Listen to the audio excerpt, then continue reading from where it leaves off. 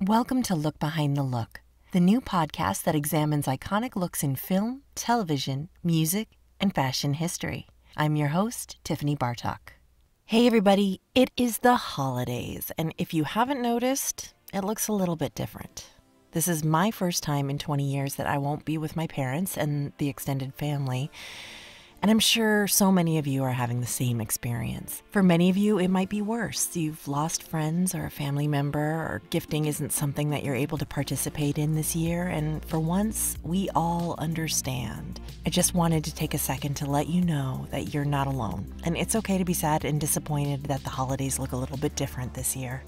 I urge you to let it out with your friends. Please don't hold it in. We're almost there, almost to 2021. Soon we can take a big collective sigh of relief, and I can feel it coming. In the meantime, we can always talk about something that makes us a little bit happier and cheers us up, like fashion. In episode 9, Justin Teodoro and I are going to talk. I sat down with him, and I have to apologize. We know each other really well, so we were talking really fast, and you got to hang on and head to the YouTube channel, please, because this is a very visual episode, and Justin's art is incredible. You will recognize it right away when you see it, and we're going to talk about a lot of how his art came to be, his origin story, of course, as we always do, and we're going to talk about specifically that infamous Melania coat and Justin's beautiful response to it that went viral in about 3 hours. And let's dig in.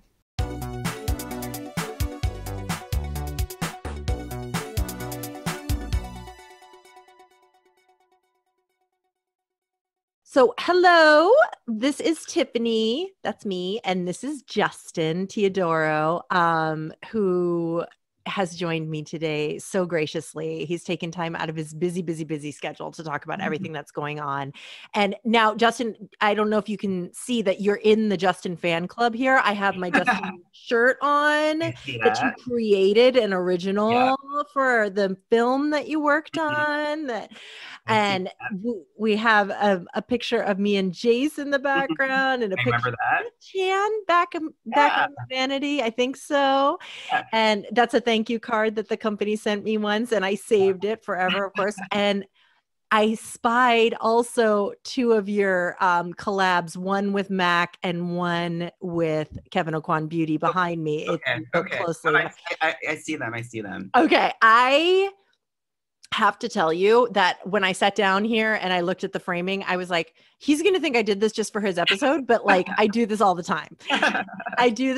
These things are always here with me. You are always in my life, and I'm so grateful for our friendship, and I'm so creatively inspired by you. I feel so blessed to know you and to get to share in all of your creative endeavors and watch you from afar. And I always feel close to you. And I've always felt that way about you. The way that I met Justin was through Instagram, and it was maybe 2014, which makes me feel really sad that like I'm old. And maybe it was 2014 when I was scouring the internet and IG and social for Kevin related things. And you, of course, came into my feed with a picture of Kevin doing Cindy.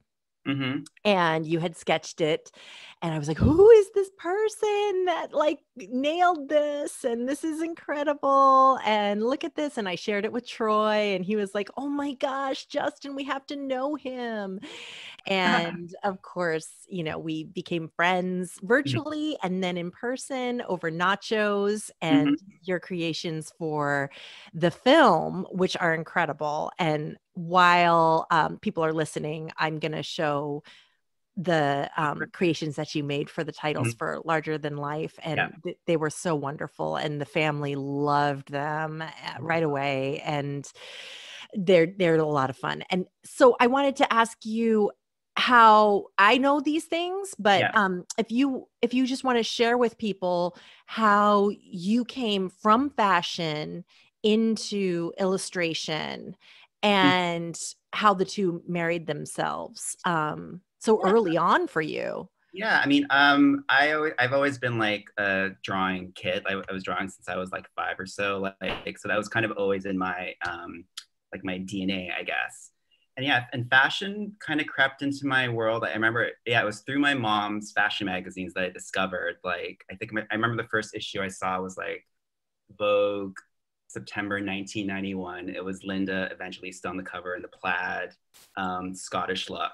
Yes. For Arthur Elgort. Yeah, so it was kind of, I was always drawing, and then it was always like superheroes and comics and things, and then fashion kind of came in through, I guess, like the back door, like inside the call from inside my house type of thing from my mom's magazines. And I think it just became this like cool, I was just infatuated with it, and I think I grew up kind of devouring all these magazines and you were in Canada at the time. Yeah, you grew up in Canada.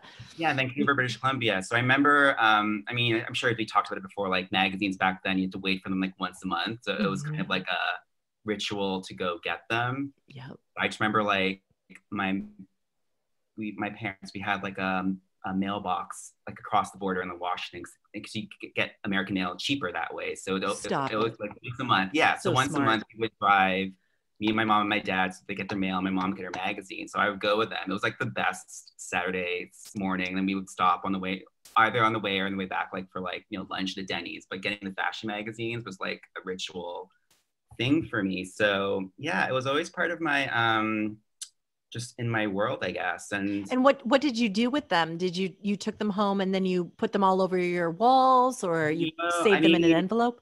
I would never cut them. I just read them and kept going through all the images. And I think I kind of, when I always say like I started drawing like cartoons and things when I was a kid, I think there was a point when they made me, when I discovered fashion, like I was like 11 or 10, I kind of graduated from superheroes to supermodels. So I just would kind of religiously resketch all the editorials. I think that's how I learned to draw like faces a lot and like postures and gestures. I remember like, in art class, I remember like in grade 5 or 6, like I resketched this whole editorial of Nadia Arman by Irving Penn. That was like my like homework assignment. So that was kind of how I taught myself through fashion magazines. So I think it just became like a natural thing that I wanted to get into fashion. Can you remember the teachers' reactions when they saw this? Did they just like take it for granted, or were they?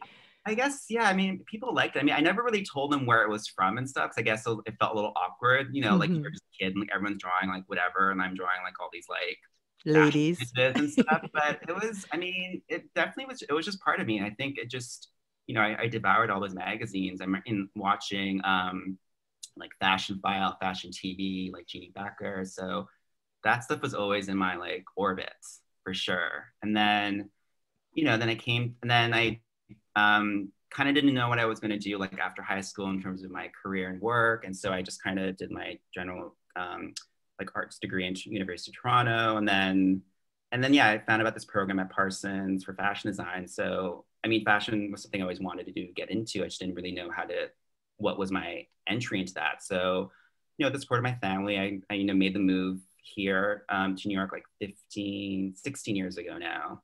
Oh my God. Kind of pursue this career, then went into fashion, and which is amazing. So, I think just getting to do all that just really. So what year was that 16 years ago? I can't do math. Well, 2005, so 15 years ago. Okay. Yeah.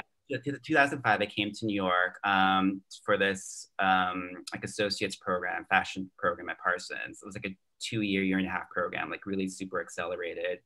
I did that, and luckily from that, I got my first internship at I don't know if you remember Tuleh, fashion brand Tuleh. Oh yeah. So of course. Yeah, it was amazing. I mean, like I think for me, like coming from where I was kind of into fashion, but really separated physically and just everything from it, just having to jump into that world was just a thrill. So, I mean, I got my first job from that internship, and then things kind of snowballed from there.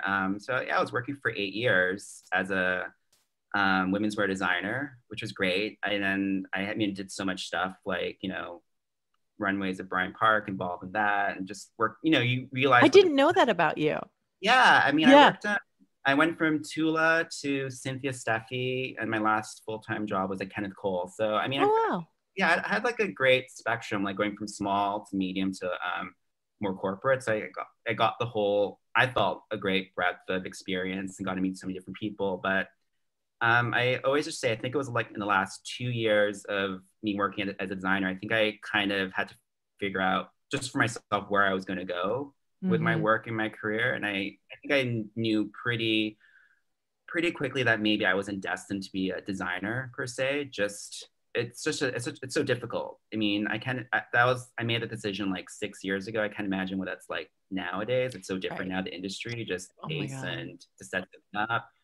And then and I just started at that same time, I just started drawing for myself again, like just drawing for me. Cause I think I kind of was always drawing with my work in fashion, but it was very, for something else, not for me. And I kind of lost that maybe for a few years. And I think it was a combination of that, just drawing for myself. And I kind of got this, started doing projects with a few people, friends, and it gave me confidence, like, oh, maybe there's something there for me. So I just kind of left my full-time job. I remember it was in 2014. I just kind of, I never really had a plan or anything like that. Everyone always asked me like, what's your plan? What's your plan? And I just kind of I don't know, I just want to draw.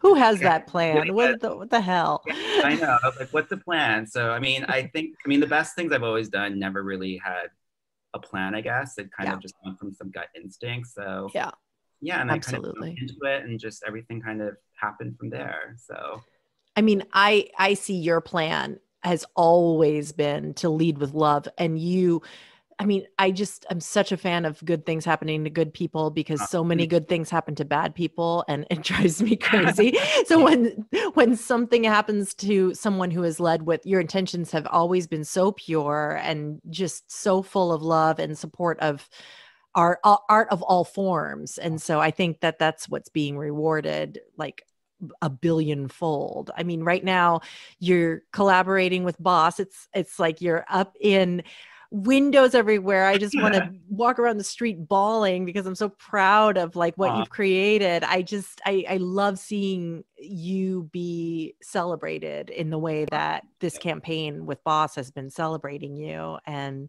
I mean, you just picked up a bunch of miniature yous. I know I did. Yeah. It's been pretty wild. I mean, the Hugo Boss project is definitely the biggest I've ever done to date. Like, it's global, and I think it's amazing that, just the support I had from them as a company, as a team, just to encourage me to show my voice and make sure my personality is part of this collaboration was so great. So it was a great confidence booster. But yeah, I mean, I feel very lucky. I mean, I've been looking back on just my, just my work in the last while and just what I've been able to do. And I think, like you said, I just never really had any,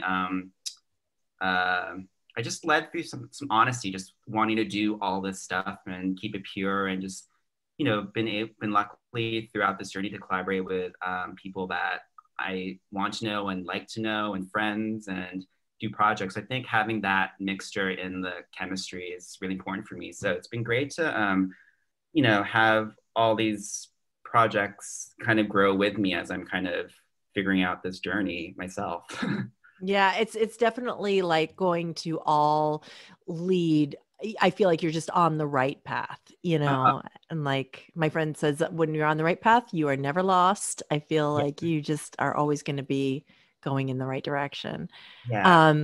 Another thing that we geek out about, you and I, is John Galliano, of course, and we love the yellow dress. And so I wondered, I was going to ask you if do you remember receiving that in your mail call with your mom? Yeah, I do remember. I remember the January 1995. Oh my God, your references! With Linda, and she's just swimming in the yellow. I think it was tulle, the fabric, floating in that dress. Yeah, I mean, that was, and then we geek about John, but that whole era of fashion, I think that's why I fell in love with fashion. I think that's why maybe I realized when I was working that I wasn't destined to be a designer, maybe just because I think I had such a nostalgic view of fashion, just the romance. That's so interesting, right? You didn't want to let go of that. Yeah, and I think that was the thing. I mean, I grew up, John Galliano, like watching the shows. I remember, I think, seeing the images and watching like fashion TV where you catch glimpses in the runways and how he would talk to the models. And I think I love that storytelling part of what you can create. So yeah, I think that's kind of why I kind of, when I, towards later into my career, I think I didn't want to become bitter with fashion or kind of Yeah. angry, you know, because I think, you know, my reality was I was working like crazy hours. You're just on your computer, punching in numbers and then sending back and forth. So I think I realized I can't, you know, you can't fight the system. That is what it is. And I think, Wow. That's so true. Like it either drives people crazy and they have to take a break or they leave permanently. And can you think of an example of somebody who can really balance that? today, nowadays, I don't Yeah. know. I mean, it's hard. I mean, I actually I do look at designers like, you know, Isaac Mizrahi, Teodoro. They kind of left on their own terms, but still got to do creative things that Yeah. spoke to them. So Because, true. you know, I think in fashion, I think it's, I mean, maybe the reality is, especially nowadays, I think there's a shelf life to it. Like you can only play for so long, maybe, then you have to kind of expand. Because I think even the industry itself is changing. So, Hmm. you know, just runway shows aren't what they used to be back Oh, then. So I think no. I think it's I just learned early on that you have to kind of remake it that works for you. So Yes. that was always Yes. that thing I learned just as you go along. Yeah. I mean, it's been interesting to see what John is doing at Marjala, like with how creative he is with the Yeah, filming, and Nick Knight and Lexi and him are just doing some incredible, like, uh, cool, it's still visceral, yeah, but that's hard hard. I mean, you got to want it. yeah, I think when you have the support like of a company Right. that lets you do that Right. and wants that, Right. I think Yes. that's a Yes. huge thing. So yeah, I think they, fashion is an art, but it's created by artists. So I Yeah. think it's such a fine line that it walks. Right. Right. Right. Right. Right. Right. Right. Right. Yeah. Um, I wanted to talk to you about one specific situation that you sketched. Yeah. I, I, I I remember it like so vividly that I was watching the news and I saw Melania wear Mhm. the "I don't care, do you" jacket from Zara, and immediately consulted my feed to see did she make this Yeah. jacket?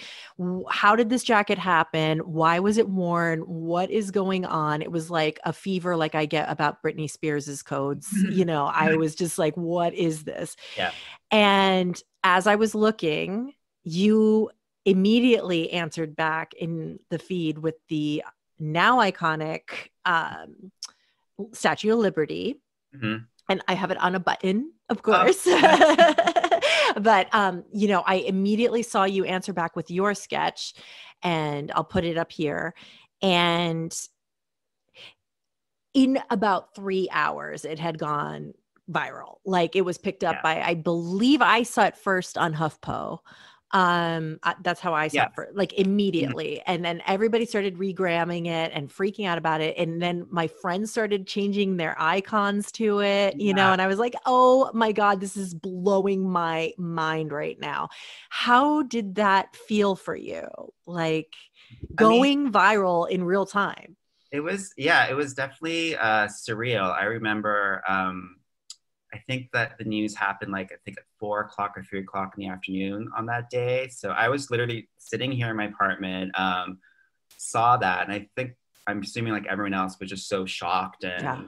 and you're you know fury and all those emotions. So I sketched some political social things before that, and I think I don't know there's something I had to react to that in some way, but um, I just remember I sketched it. It kind of just came out of me like, oh, Statue of Liberty, how can I change it? So it's taking something that's negative and make it something positive, I guess, and kind of react light against dark. I think that was kind of just, subconsciously my approach to it. Because I didn't want to come out of it something angry, because I think coming anger onto anger just doesn't really solve anything. And I think I remember there was that Times Magazine cover maybe the previous week where it was 45, and I won't say his name, 45, and then this little girl in pink, a little child in pink. Mm-hmm. So I think just seeing Melania in that moment, I drew Statue of Liberty wearing a jacket that was a reaction, positive reaction of "we should all care." No, we should all care, to her, the answer to her question, and holding that little girl's hand, walking, walking together. And I just posted it. I mean, I didn't have any idea what would happen. I remember I just posted it. I think if it was 3 o'clock, I drew it and posted it by like 5 o'clock or so. And it just happened. I mean, I didn't do any like hashtags or whatever you do for strategy. And I remember I went out that night and it just kind of snowballed. And I remember getting like, I got like press calls. I think, like New York Magazine reposted it, like Huffington Post called me. All this stuff happened in that span of the night, but it was wild. I mean, it was crazy wild seeing it just get the traction it got, obviously, posting by celebrities and things like that. But I do remember specifically, because I went out that night, I got messages all throughout the night and through the morning, at least for the next solid 2 days, just from people saying thank you to me, sending me messages or emails, just saying which we all felt. I think that was such a dark moment. Thank you for kind of doing something that felt light and positive. And that was, it really just awoken something in me, like realizing, oh, like, I knew, I know I draw, and I kind of put a nice message out there with my fashion illustrations, but you kind of realize, oh, art, that was the first time I kind of realized, the power that art can do, and everyone has their voice. And, if it captures something that people react to, and this captured something that people wanted, because I think anything that involves children and being torn away from families and seeing someone who just blatantly doesn't care, it's heartbreaking. So I think I wanted to put a message that just felt just the very opposite of that. And it was really, I remember I just was crying that night, getting all these messages from total strangers, just saying, wow, thank you. It was definitely, it was amazing just seeing that happen in a way. And it was very surreal and very kind of, I don't take it for granted too, because, and I try to partner the artwork with different organizations, do fundraising, because, if I get something, what I got from this, I can't just, capitalize on it. It's meant to be given back and shared. And so, and even now, sometimes I get people asking about the artwork if they want to share it for an event. So I'm happy to share that, because I think that's what it's meant to be out there. I think at that point, it was not my artwork. It was like everyone's artwork. That is such a rare attitude to have. I mean, why do you have that? Because, so many people are just like, this is my thing, and we all appropriate things, you know what I mean, to express ourselves and stuff. And what is missing? What in you validates yourself that you can feel generous enough to share your art this way? I mean, I don't know. I guess I've always just learned, like, it's going to come back to you. It has for you. Yeah. And I think, I got like, my followers grew, I got exposure, I got that. So, I mean, that's great. I mean, I just knew, like, especially with that artwork, I think just seeing the reaction of people and seeing how people felt about it, like, I couldn't keep it for myself, or I couldn't, make t-shirts, make a profit off of it. Right. I think that would just be wrong. So, and I do that with artwork lately, that when I have that has more of like a social political stance, like I put it out there, and I want people to share it and use it how they can for the right ways. I just think it's karma, I guess. Whatever you put out there, you'll get back.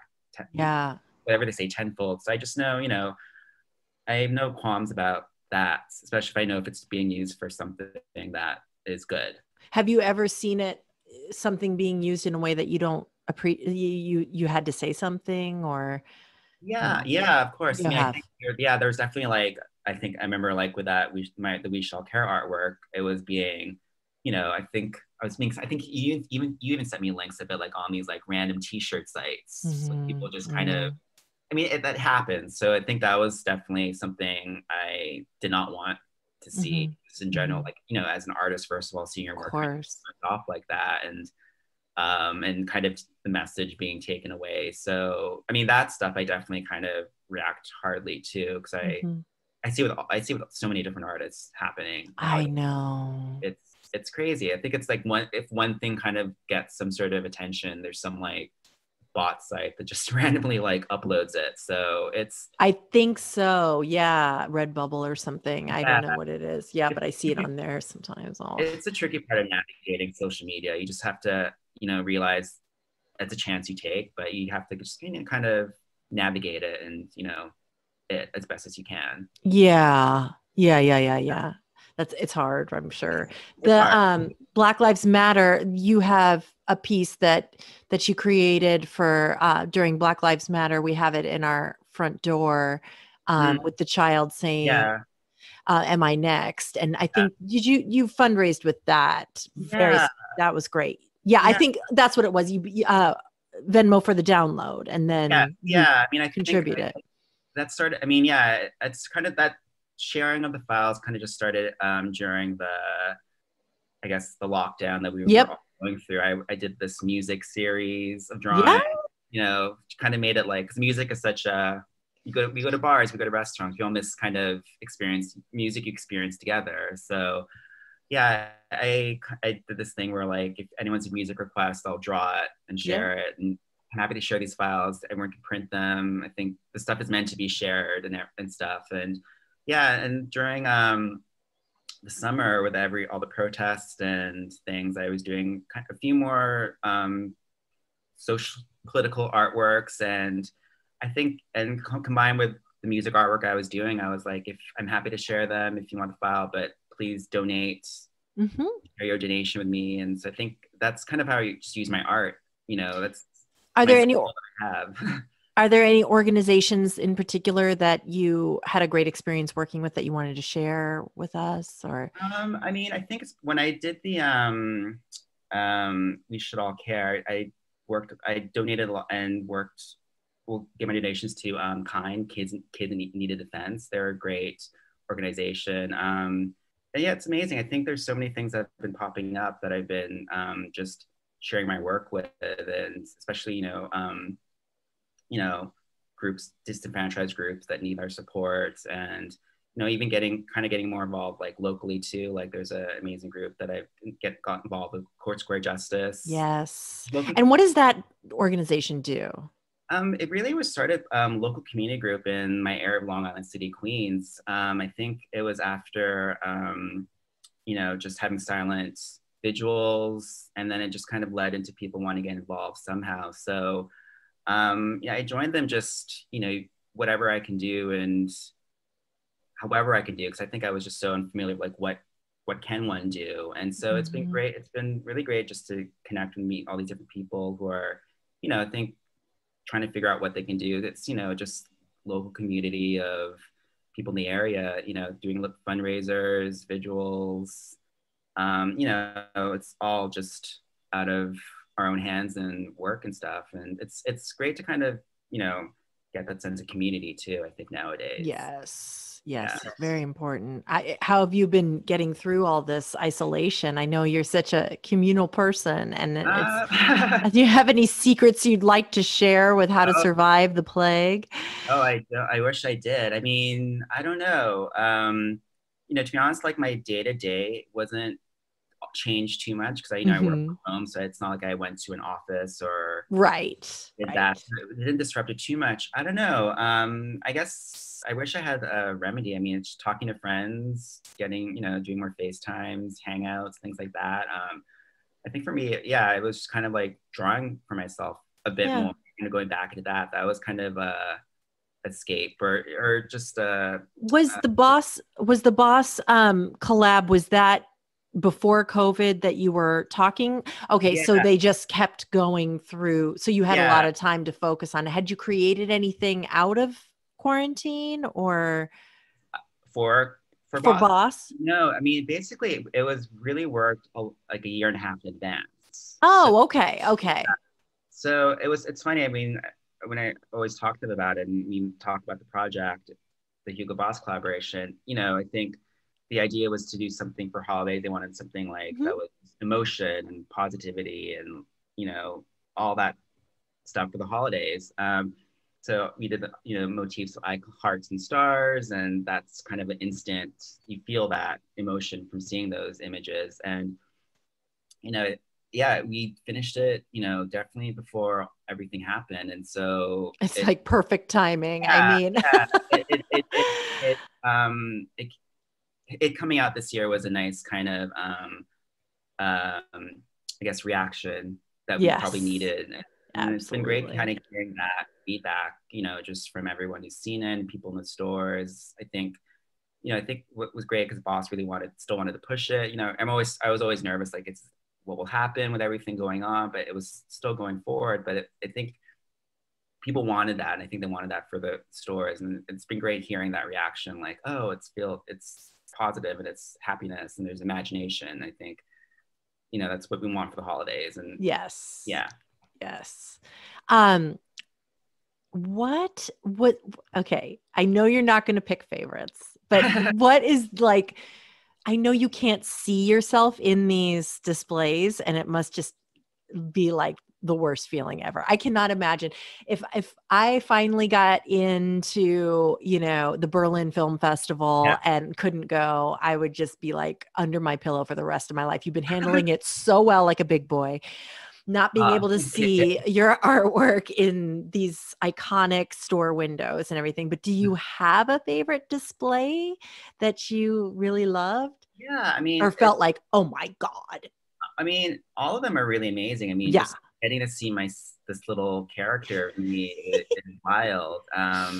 It's been a bummer not being able to go see it myself, but it's been really great getting these images shared all over. So I think, seeing this little character, so like strangers are sending you footage of your art and posts. So it's, it's great to see that. I mean, I definitely love the windows that we did for in Berlin and in the KaDeWe store windows. Like, that was a really fun project. I am bummed not to see that, because that was basically taking the Hugo Boss story that we did for the holidays and just kind of building on it into this kind of out of this world space story. I love it. It was crazy. It was fun. I mean, I got to, go back to my like 5-year-old self, create a story basically about, space and creatures, and just, I got to draw all these crazy things and have this amazing team make them happen for me. Chameleon, amazing team that produced all this and made my drawings from 2D to 3D. So yeah, I mean, I would love to have seen that, but it's been great seeing the images, because that was a whole like a story world that I got to create. Oh my God. Yeah. It was like a total of like, they had 10 windows. So I did 10 window designs, like 10 chapters of a story. In that one?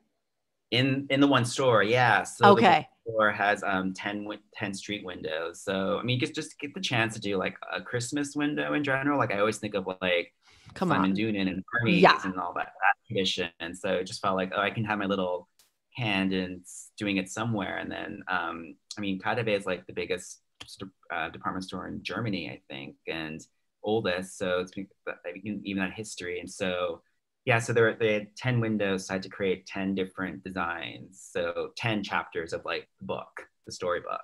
Oh my God. Oh my God. And it must have just been the kind of work where you're just like so excited to go to work every day and just explore your mind. Yeah, it was really cool. I mean, I feel, it's work. There's always like challenges and things like that. But I feel, end of the day, I feel very lucky getting to do what I do. Like, I love to draw and just to create, and getting these opportunities to do these things. It's amazing. So it was a great project to do. I think I remember I was working on it a lot actually during like last Christmas, like these store window things, like just drawing all these different characters and, really having the free reign to create. So that was pretty magical. Yeah. To have that. Your brain is an encyclopedia. You are the king of reference. I cannot get over how any single thing your brain puts out, like, sparks such an intense memory for me. Like, if it'll be like Natalie Imbruglia, like, I don't know, like, I don't even think about that woman. You know what I mean? I think I hear the song all the time. Of course, it stirs up memories, you know, but then when I get to see her, you know, it just like, I'm like, oh, she was that beautiful woman, you know, behind this song that's like driving me nuts. And, you know, your brain's in, it's like, when I was working with Michelle Hicks on something for about John Galliano for a long time. I've never talked about it or told anybody about it. And you honestly were like a brain for that, because you know all of the shows and knew the dates and know who walked in them. And it's just like, it's so amazing. Do you have recommendations for somebody who's like just woke up and realized the 90s were it? Where they might start? Would it be with like Catwalk, would you say? What should they watch first? What should they dive into first to get full 90s? I mean, for me, you have to for fashion references. I mean, definitely Unzipped. I think it's right, Unzipped. Number one. Yeah, Catwalk is a great one too. And there's actually an amazing YouTube channel called 90s Fashion. Yes, it is good. So I think that's an amazing resource. I mean, it has all like the, I think from 1990 up to, the whole decade, all these amazing, videos and things. So it's hard. I mean, I would just tell people, I definitely recommend those. And I mean, I think watch the movies first. And if you get the taste for it, then you can like dive into like the YouTube or more 90s fashion. It's the best starting point for sure, to be able to see all that. Catwalk really like was way better than I had remembered it being. I don't know why. I just love it. I could watch it anytime. I remember, because it was on, because the movie came out in like 1994 or 5. I think it came out just after Unzipped. And I remember, and I didn't see it when the first time around. Did you? No. No. Were you born? Were you even born, Justin? I was born. But I was born. No, it was one of those things that I didn't really watch until YouTube had it. Someone uploaded it, and it was amazing to see that all of that. Like, I mean, I think that I know. It's just a whole watching that John Galliano is fun. You know what I mean? That is fun to watch how he was shaping Kate's run, and she was so scared, and you know, she was just like going for it. That is like the epitome of what we don't have anymore. I know, it's amazing. And think Irving Penn, and remember like he's playing Nikki Taylor to like work it at the end, like it's amazing. So that was kind of like for me like a deep dive, like I think maybe 5 or so years ago when it was uploaded. It was like for the last 15 years or so, it's like an urban legend of like, what is this movie? Because it was only on VHS on eBay for like $1 million by some jerk who wouldn't let it go. I know. Just like Sandy Linter's Disco Beauty and all these people holding on to things and not sharing them. I know. Yes, but Unzipped I definitely saw in the theater, and I think I paid to see it like 900 times. And so obviously you and Isaac are like-minded individuals. I feel like you both are so positive. And he's like I said, he was like one of, you know, the designers I grew up with. And I mean, just the references and the joy and the enthusiasm and the storytelling, and just even his illustrations. I remember he did that exhibit a few years ago at the Jewish Museum. Yes, wasn't it beautiful? So I mean, I think that's also something that I loved about fashion. And I another thing I didn't really see by the time I left working fashion, no one really drew like that anymore. It wasn't that. So I think I knew that was okay. Maybe it was time for me to move on to. Interesting. But I mean, illustrations like that. His illustrations are gorgeous, and just, you know, just tells a personality and a story. And, you know. Are they in a book that's green? Yeah. Okay. Yes. I'll put that up. Yes, I have that book. And then, did you get to see Todd's show at RISD? Todd Oldham's show? No, I've only seen images of it. No. Oh my God. Yeah. I'm now I feel like you can be jealous of me for Yeah, once. tell me.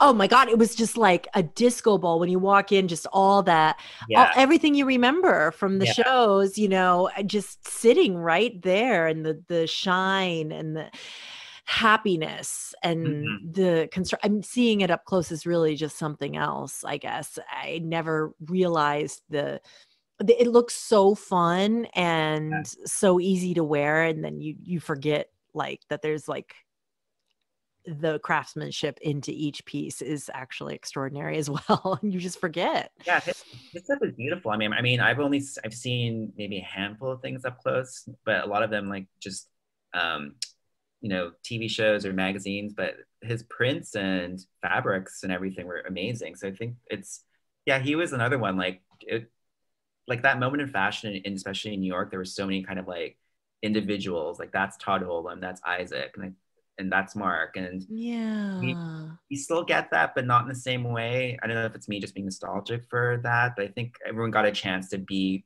themselves as opposed to like follow these trends. Well, I think that's a great question that I struggle with, and I wonder how you feel about it too. Is that, am I remember, I just watched Romeo and Juliet the other night, and like I do these tests on Jackson, where I'm like, is it really all that I think it is? Like I am I carrying around something?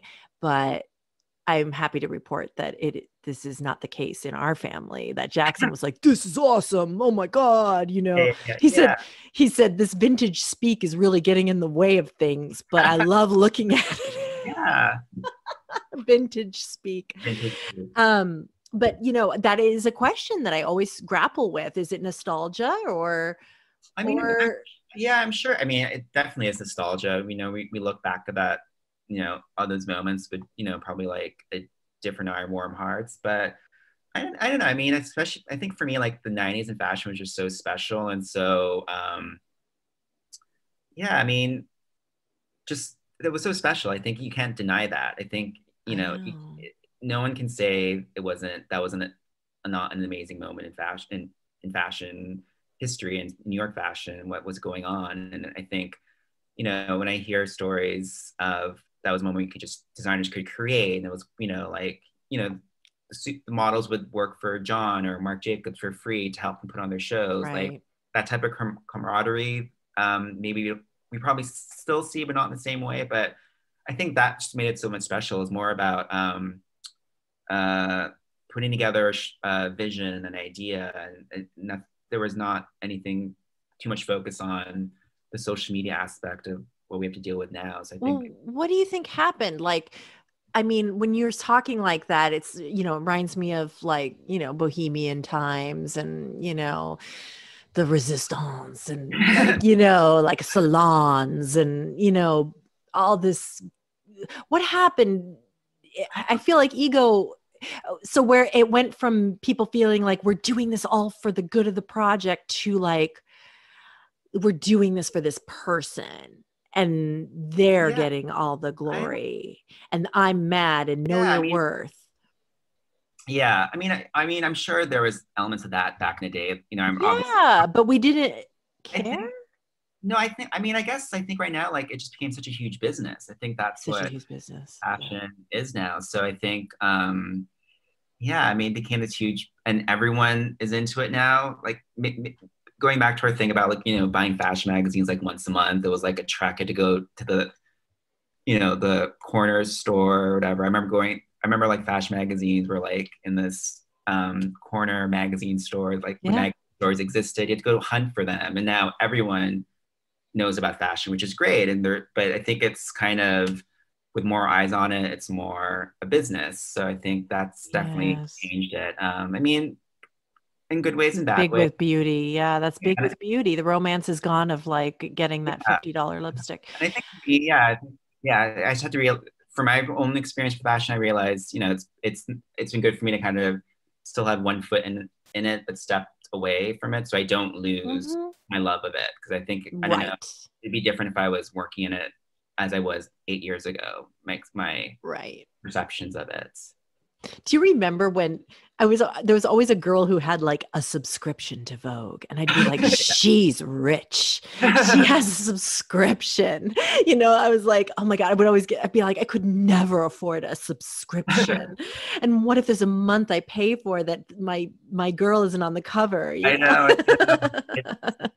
It was a while. I remember like, yeah, I just remember the hunt of like going to magazine stores, doing that, and like, you know, especially like the European magazines that you wouldn't really get, in The Face and like ID, and Interview magazine. I mean, especially like, big. Yeah, especially if you don't live in these cities like New York, and that was your only like, kind of entry into it. So it was definitely like a relic hunt, like a treasure hunt. So it was great. Yeah, my dad and I would go to Rich's Cigar in Northwest Portland, and I'd like practically dress up to go look like I was somebody who deserved to be looking at these magazines and picking the one I could get. Yeah. I miss that. I mean, that's that element of romance, curiosity, and hunt, and wanting things. Curating. Yes. Yeah. That's Justin, I have taken up a lot of your time. No worries. Need to play with your dollies. I am so excited for you. Thank you. I can't wait to see what comes next. Thank you so much. It's been lovely. Great to chat with you and everything. Thank you. Thanks, Justin. Thank you. Thanks everybody for listening, and thank you for supporting this whole endeavor this year. This started in September. This is our last episode of this year, and we are coming back in 2021. We've already recorded some exciting interviews with amazing guests, and I can't wait to share them with you. And if you head to the YouTube channel or Instagram, on our IGTV, we put a little secret treat, but I will let you find it on your own. It's a story about an amazing cover that we shared with you that's never been seen before. And head to YouTube or the Instagram TV page on Look Behind the Look on Instagram and check it out. Thanks for a great year, guys. No, it hasn't been a great year. Guys, it hasn't been a great year, but we did it. Look Behind the Look is a Vinyl Foot production, written by me, your host, Tiffany Bartok, produced by Jace Bartok, and produced and edited by Kelly Riley, with audio engineering by Nicole Tucker. If you're interested in learning more, find our video version on the YouTube channel Look Behind the Look podcast. There you can see rare photos and clips from our guests. And please follow us on Twitter at LookBehindPod and Instagram at LookBehindTheLook. If you like the show, please rate, review, and subscribe. And tell your friends and spread the word. You can subscribe to us on iTunes or any podcatcher of your choice. Thanks for listening to Look Behind the Look.